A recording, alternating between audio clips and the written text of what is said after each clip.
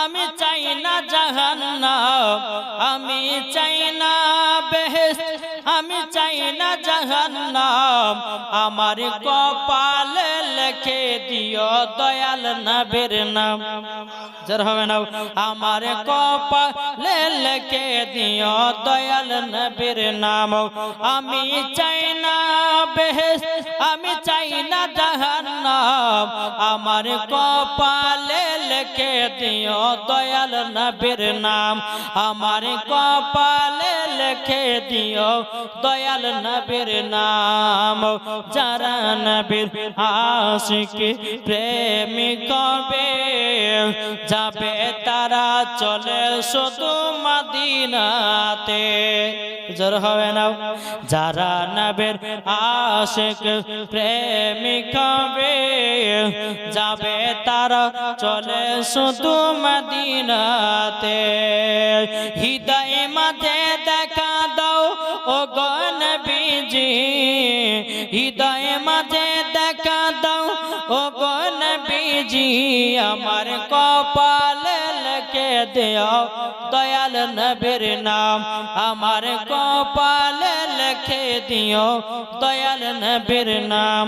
আমি চাই না বেহেশত, আমি চাই না জাহান্নাম, আমি চাই না বেহেশত, আমি চাই না জাহান্নাম, আমার কপালে লিখে দিও দয়াল নবীর নাম। জোরে কানুন এই বাবাজি মুসলমান ভাইয়েরও, এই সোনা মানিকেরও, আমার গাউসুল আজমের বয়স বাবাজি 8 বছর।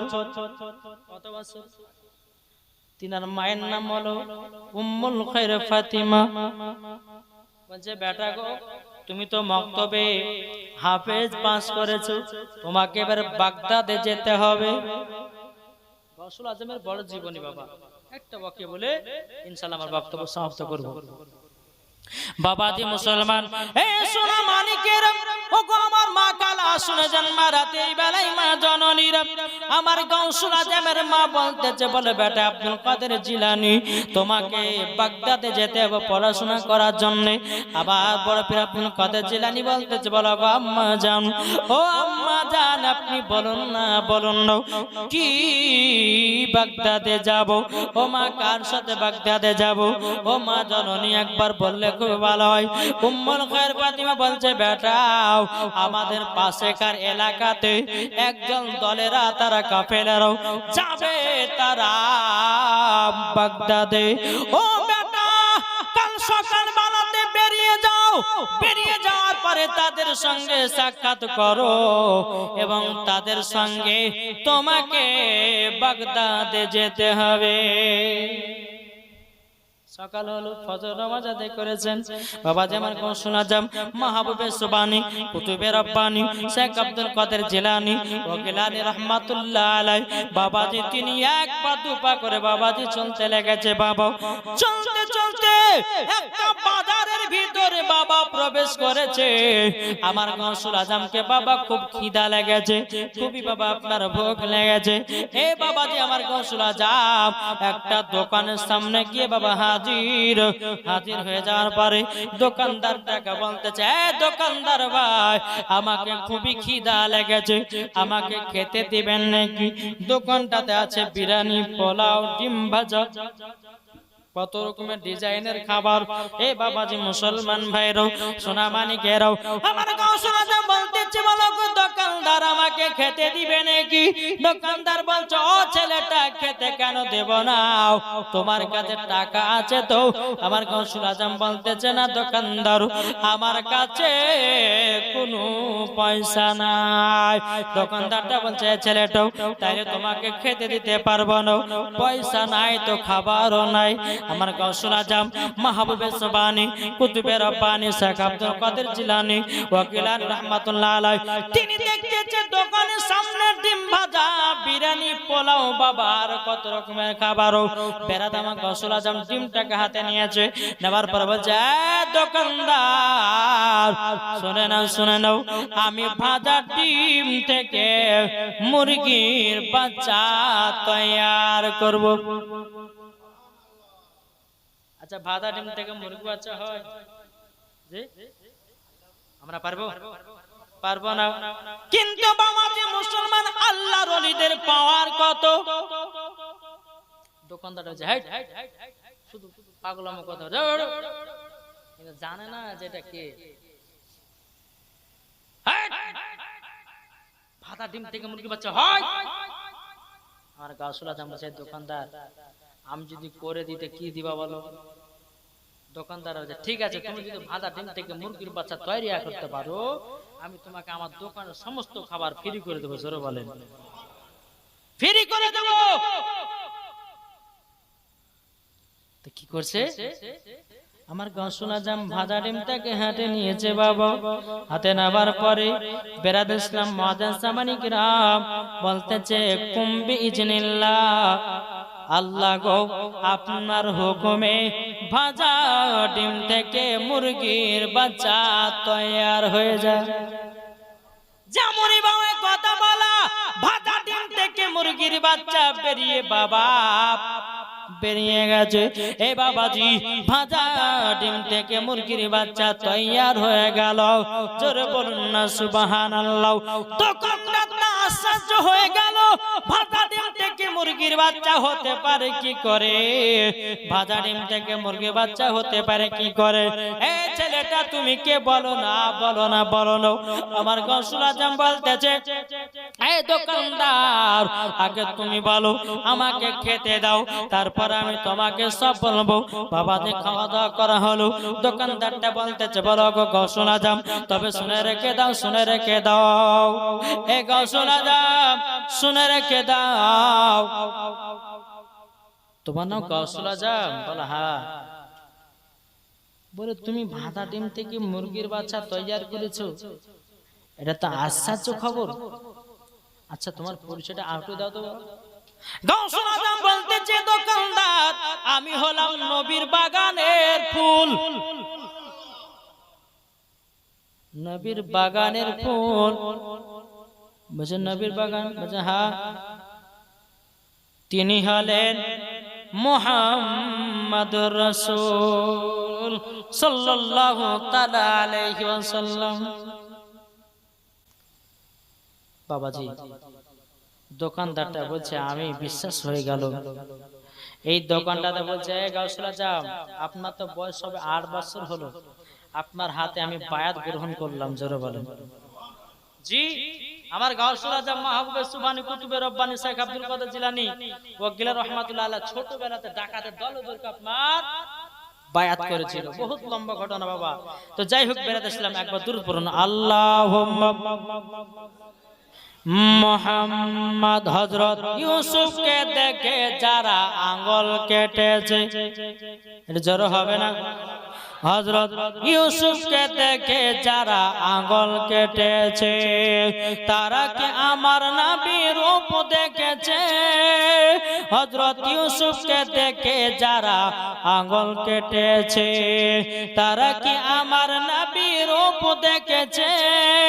আর দেখিত যদি কেটে দিত, দেখিত যদি কেটে দিত কলিজা কানা, হয়নি হবে না হতে পারে না আমার নবীর সাথে কাউর তুলনা,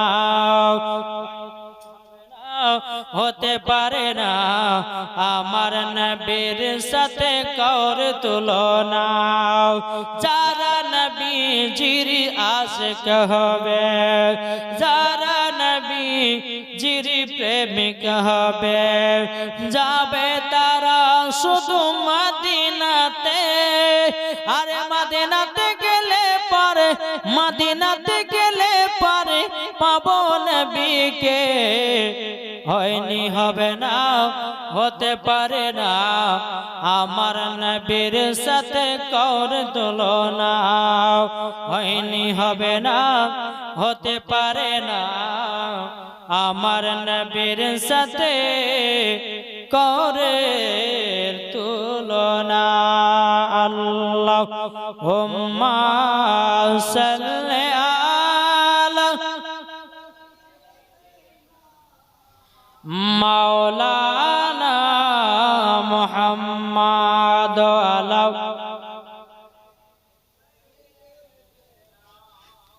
মাওলানা মুহাম্মদ সাল্লাল্লাহু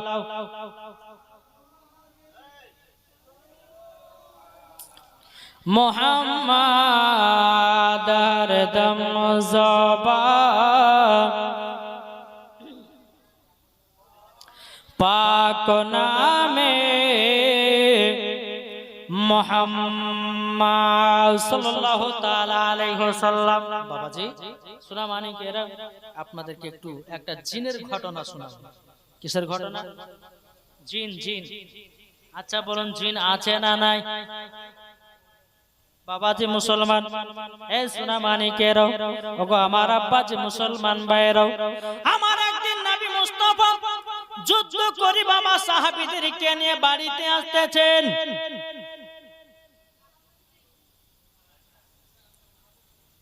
যুদ্ধ করে সাহাবীদেরকে নিয়ে এক রাস্তা দিয়ে বাবা হেঁটে হেঁটে আসছেন। এটা জোর হবে না সুবহানাল্লাহ? আমার নবী যেমন চায় সাহাবীরাও একটা জায়গাতে আমাদেরকে আরাম বিশ্রাম করতে হবে।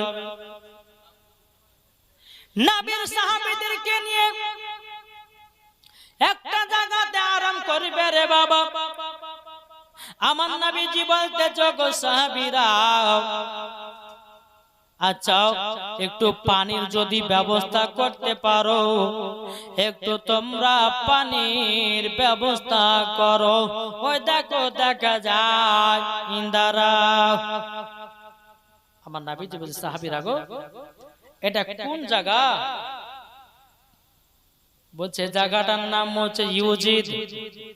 কি বললাম? ইউজিদ। সমস্ত নবী সাহাবীরা বলছে বলে নবী গো ও গো দয়াল নবীজি এই যে ইন্দারাতে আমরা এখন পানি আনতে যাব, ও গো নবীজি এখানকার অবস্থা খুব ভালো না, ভালো না। বলে কেন? বলো গো নবীজি যে ইন্দারাতে পানি আনতে যাব, ইন্দারার পানি কোন ব্যক্তি পান করতে পারে না।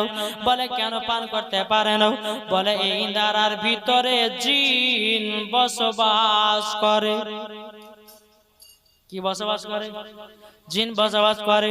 আমার নবীজি বলছে সাহাবীরা তোমরা তো আগে যাও, বালতি ফেলো পানি পাবা, পানি বালতি ফেলো, বালতি নিয়ে যাও। বাবাজি মুসলমান ভাইরাও এই সোনা মানিকেরাও নবীর সাহাবীরা এক পা দুপা করে বালতি নিয়ে গেল। বাবা যেমন ইন্দারাতে বালতি ফেলতে যাবে কি বাবারা জিনেরা বারবার বালতিটা উপরে পাক দিয়ে দিয়ে ফেলে দেয়। বেরাদ ইসলাম মাদান সামানিকেরাও এই সোনা মানিকেরাও একবার নয় দুবার নয় তিন তিনবার পেরিয়েছে। ইন্দারা থেকে একটা জিন উঠে এসে বাবা নবীর সাহাবীকে বাবা সঙ্গে সঙ্গে শেষ করে দিয়েছে। ইন্দারা থেকে পানি তোলা হলো না। যারা যারা আরো সাহাবীরা পানি আনতে গেছিল আমার নবীকে বলছে বলো গো দয়াল নবীজি, দয়াল নবীজি আপনার কাছে একটা আবেদন করব গো নবী। আমরা পানি আনতে গেলাম ইন্দারায়, আমরা পানি আনতে পারলাম না জিনের ভয়াবহতে, এবং আমাদের মধ্যে চারজন গেছিলাম, চারজনের মধ্যে একজনকে জিনে মেরে দিয়েছে। আমার নবী মুস্তাফা সাহেবে লাউলা সাল্লাল্লাহু তাআলা আলাইহি সাল্লাম হযরত আলীকে বাবা ডাকলো। হযরত আলীকে ডেকে পাঠানো হলো। হযরত আলী রাদিয়াল্লাহু তাআলা আনহু বাবাজি তিনি এক পা দুপা করে আমার নবীজির কাছে হাজির হলেন। হাজির হওয়ার পরে আমার নবী বলছে বলো গো আলী ওই যে ইন্দারা দেখা যায়, ওই ইন্দারাতে কেন জিন আছে মানুষকে বসবাস করতে দেয় না? জিনেরা যেন মানুষকে আপনার জ্বালায়। ও নবী গোটা কোন জামানার জিন? আমার নবী বলতেছে এই জিনগুলো হলো হযরতে সুলাইমান আলাইহিস সালামের জামানার বদমাশ জিন। কার? হযরতে সুলাইমান আলাইহিস সালামের জামানার বদমাশ জিনেরা পালিয়েছে, এখানে তারা বসবাস করতেছে। হযরত আলী বলছে নবীকে কোন চিন্তা করবেন না, আমি একা 100 জোরে বলেন। আমি একা 100। হযরতে আলী জুলফিকার তলোয়ার নিয়েছে। কি তলোয়ার? জুলফিকার তলোয়ার নিয়ে এক পা দু পা করে বাবা চলতে লেগেছে রে বাবা। চলতে চলতে ইন্দারা কাছে যেমনই আপনার বালতিটা দিতে যাবে কি বাবা নে বালতিটা আবার জানো পরে পাক দিয়ে ফেলে দেয়। বেরাদ ইসলাম একটা জিন আপনার বেরিয়ে আসলো। জিনটার সঙ্গে হযরত আলী যুদ্ধ করতেছে বাবু। যুদ্ধ করতে করতে হযরত আলী একটা জুলফিকার তলোয়ার দিয়ে একটা গর্দানে এমন ভাবে পানি দিয়েছে বাবা, জিনটাকে সঙ্গে সঙ্গে শেষ করে দিয়েছে। আর ওই নারা থেকে আরো জিন উপরে উঠে এসেছে। জিন আপনার উপরে উঠে আসার পরে বেরাদার হযরত আলীর সঙ্গে বাবাজি যুদ্ধ করতে করতে করতে কমসে কম বাবা ইন্দারার উপরে 100 জন জিনকে শেষ করে দিয়েছে। কতজন? 100 জন।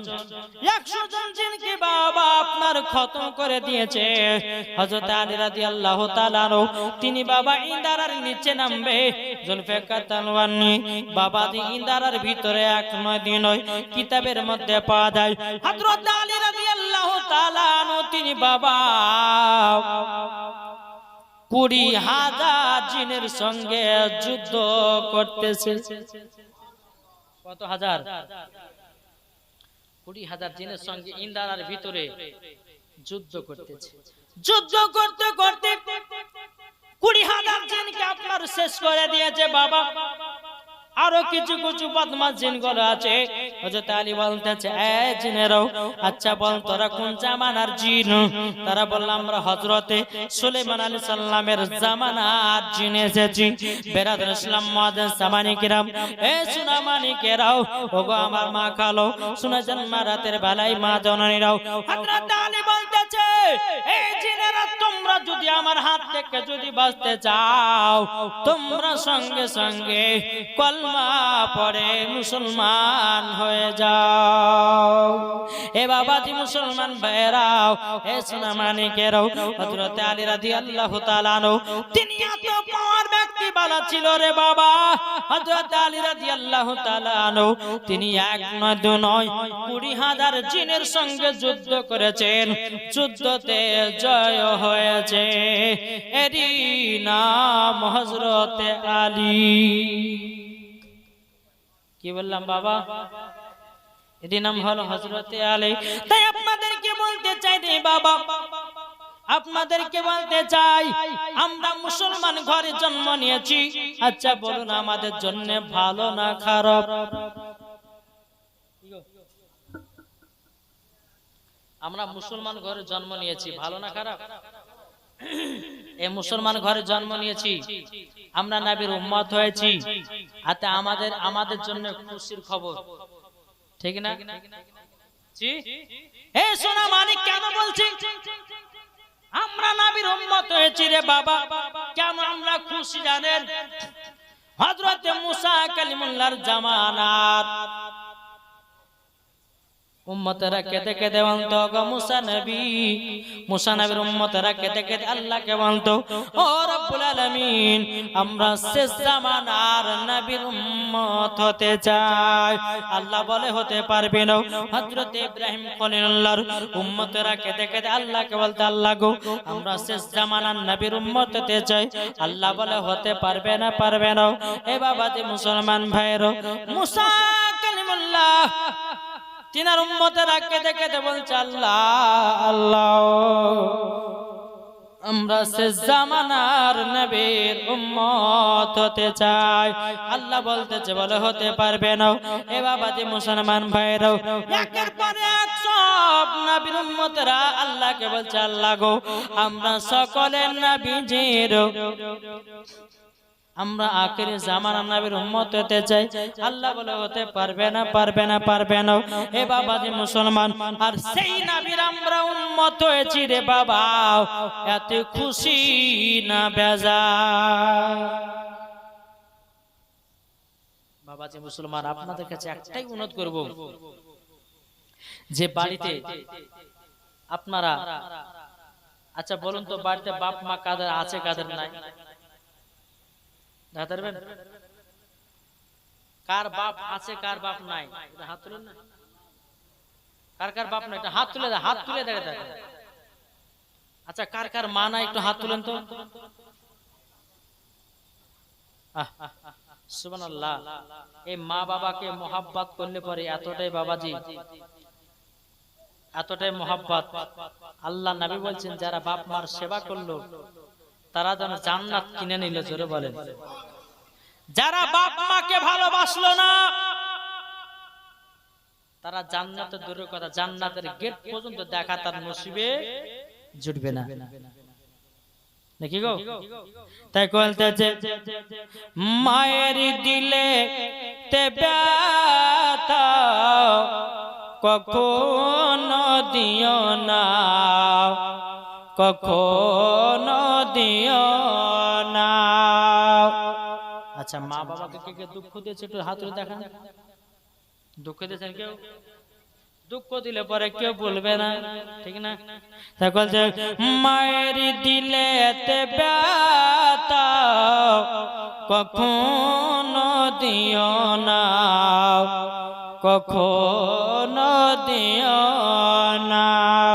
মায়ের দিলে তে ব্যথা কখনো দিও না, কখনো দিও না।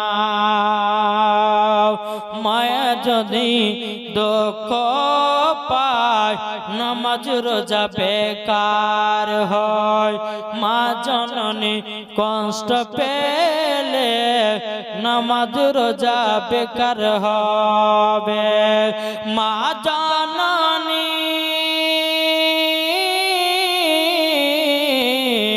মা জননীর দোয়াতে,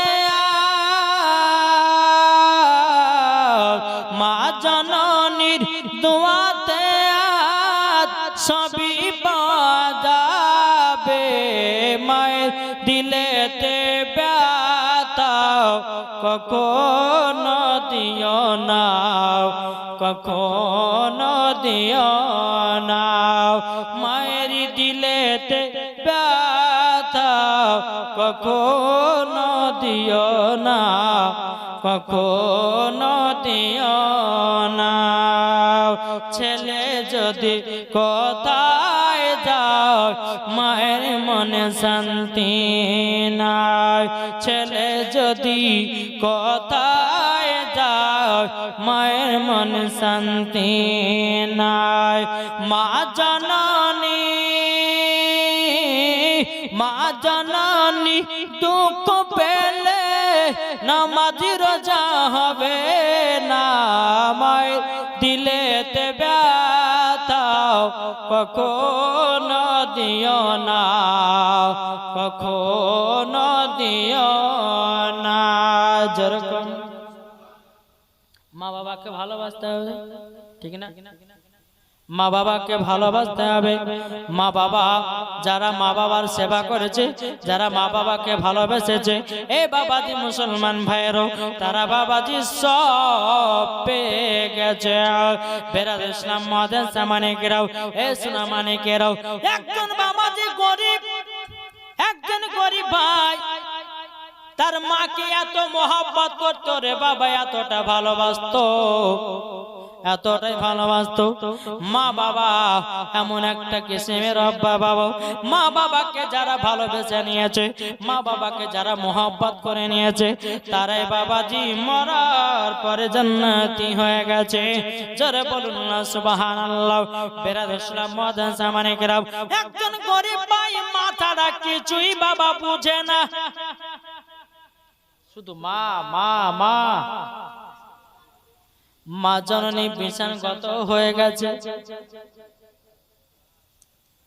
বাবাজি মুসলমান, মা জননী বিছানগত হয়ে গেছে রে বাবা।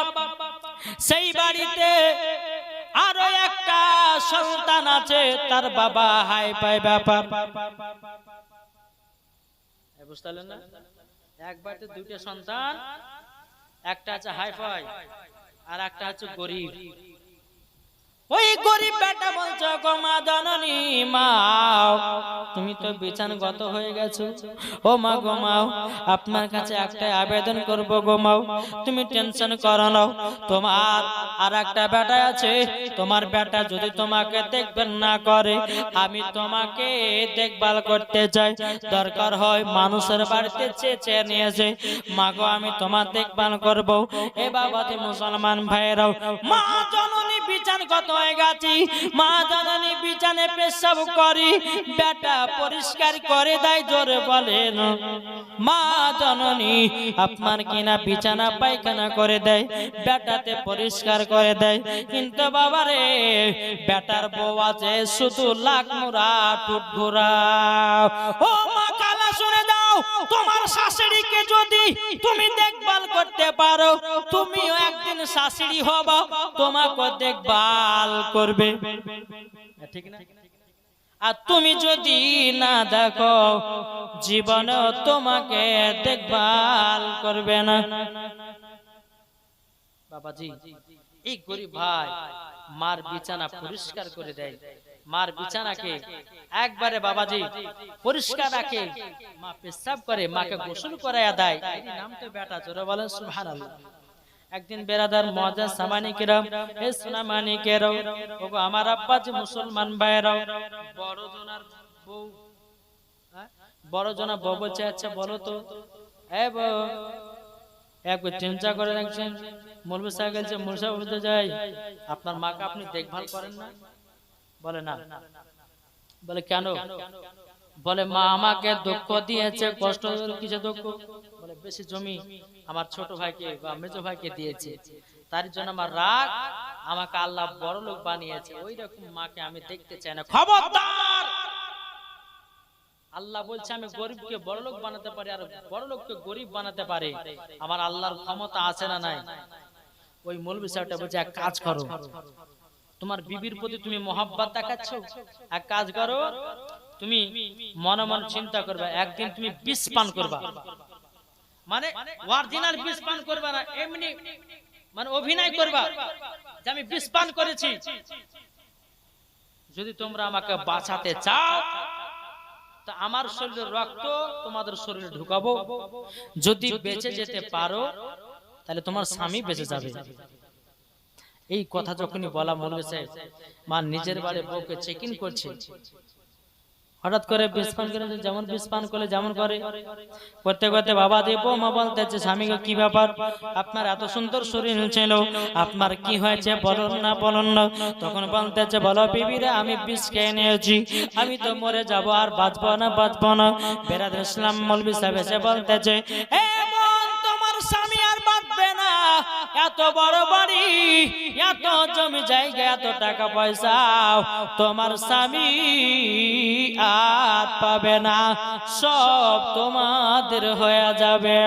এদিকে বিবির মনে কিন্তু খুবই আনন্দ, স্বামী মরে যাচ্ছে তার দিকে কোনো জ্ঞান নাই রে বাবা। বেরাদুল ইসলাম মাদার সামানি কেরামাও, এদিকে মৌলভী সাহেব বলতেছে বলো গো বল তোমার স্বামীকে যদি বাঁচাতে চাও তোমার স্বামীর শরীর থেকে একটু রক্ত নিও, তোমার শরীরে ঢুকাবো, তুমি মরে যাবা, তোমার স্বামী বেঁচে যাবে। জোরে বলুন সুবহানাল্লাহ। যেমন বাবাজি কথা বলো, বলার পরে বাবাজি বিবিতে কোনো মতে নিতে চাই না, বিবিতে বলতেছে বলে কে নিবে, আমার স্বামী মরতে বসেছে ওকে মরতে দাও, আমি আমার জমি জায়গা পাবো, আমি বড় গাড়ি পাবো, আমি আপনার কিনা টাকা পয়সার ব্যালেন্সের মালিক হবো। এই কথা যেমনই বলাও কিন্তু স্বামীর বাবা বুকটা বাবা ফেটে যায়। স্বামী তো পরীক্ষা করে দেখে বিবি আমাকে কেমন ভালোবাসে। বেরাদুল ইসলাম মৌলভী সাহেব বলতেছে বলো গো আপনার মার কাছে চলেন। মার কাছে যখন নিয়ে যাওয়া হলো, নিয়ে যাওয়ার পরে মৌলভী সাহেব বলছে বলো গো বুড়ি মৌ আপনার সন্তান বিষ পান করেছে গো, আপনার সন্তান বিষ পান করেছে, আচ্ছা বলুন না আপনি কি বিষটা শরীরে নিতে পারবেন নাকি?